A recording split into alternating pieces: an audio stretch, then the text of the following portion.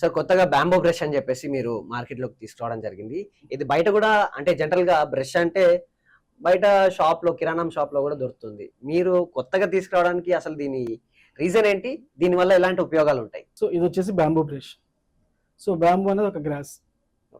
So అది ఎటువంటి చెట్టు కాదు, దానివల్ల ఎటువంటి ప్రకృతి హాని లేదు. సో దీనివల్ల మనకి హెల్త్కి చాలా బెనిఫిట్, మన ప్రకృతికి చాలా బెనిఫిట్, మన ఫ్యూచర్కి చాలా బెనిఫిట్. సో మనం ఫ్యూచర్ తరాలకి ఏమి ఇస్తున్నాం అంటే మనం ప్లాస్టికే ఇస్తాం ఇప్పుడున్న సిచ్యువేషన్లో. ఈ బ్రష్ వల్ల కనీసం ఇది భూమిలోకి పోయిందంటే అది ఇంకిపోతుంది, దానివల్ల బొగ్గు వస్తుంది, బొగ్గు వల్ల ఫ్యూచర్ తరాలకి ఒక జనరేషన్ వస్తుంది. Okay, yeah. సో వేస్టేజ్ అయితే కాదు, అందుకని చెప్పేసి పబ్లిక్ లోకి తీసుకురావడం జరిగింది. ఎక్సలెంట్ సార్, చాలా బాగుంది ఇది.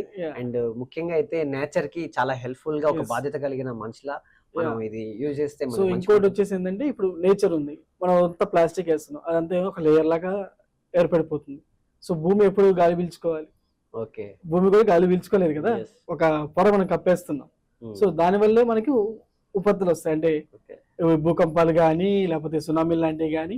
So when there is a problem for their something will happen. So అటువంటి కూడా మనం నివారించే ఛాన్స్ మనకు ఉంది.